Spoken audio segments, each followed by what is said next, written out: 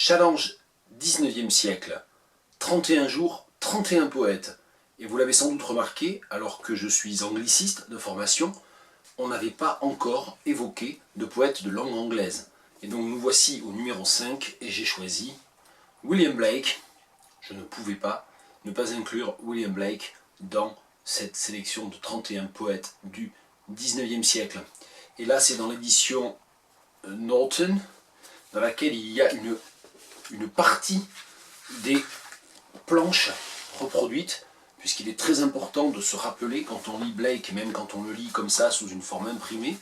que Blake détestait l'imprimerie et détestait l'idée que les livres puissent être sous forme imprimée, reproductible de manière identique, et que donc évidemment il faisait des œuvres qui étaient gravées et donc qui étaient chacune presque des exemplaires uniques en couleur, etc., etc., de ces poèmes dans lesquels en fait les dessins, les designs, les peintures, dessins, les illustrations qui ne sont pas des illustrations, se mêlaient au texte. Peu importe. Donc c'est pour dire qu'à l'époque où moi j'ai beaucoup lu et même travaillé sur Blake, on était au tout début du web et on n'avait pas accès comme on a maintenant d'un simple clic à l'immense majorité en fait des reproductions de ces peintures. Et donc une édition comme la Norton qui met encore à portée de bourse une partie de ces reproductions était tout à fait précieuse. J'ai choisi, pour rester dans le strict cadre du 19e siècle, parce que les œuvres les plus connues de Blake ont été publiées à la fin, ont été écrites et publiées à la fin du 18e siècle, pour rester dans le cadre du strict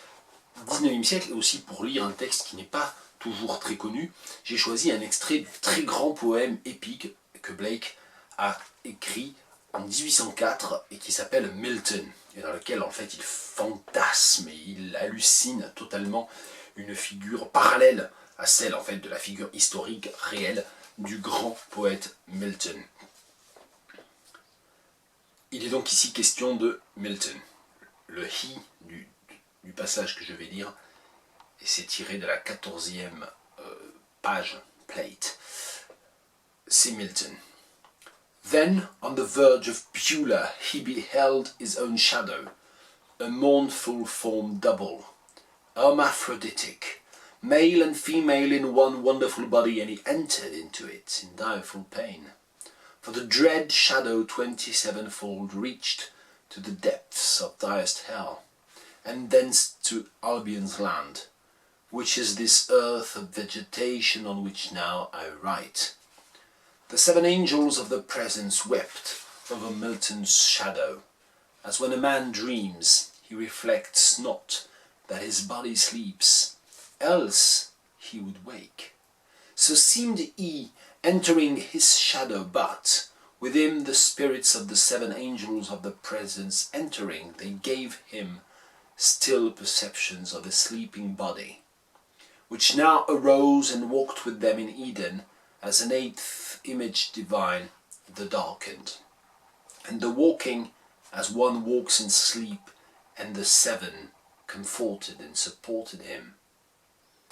Like as a polypus that vegetates beneath the deep, they saw his shadow vegetated underneath the couch of death. For when he entered into his shadow, himself, his real and immortal self, was as appeared to those who dwell in immortality as one sleeping on a couch of gold, and those in immortality gave forth their emanations like females of sweet beauty, to guard round him and to feed his lips with food of Eden in his cold and dim repose. But to himself he seemed a wanderer, lost in dreary night. Et dans ce texte, que je suis obligé de couper, que je ne peux pas lire en entier, sinon je ne m'arrêterai jamais, et ce n'est pas le but, on essaie de faire des vidéos courtes,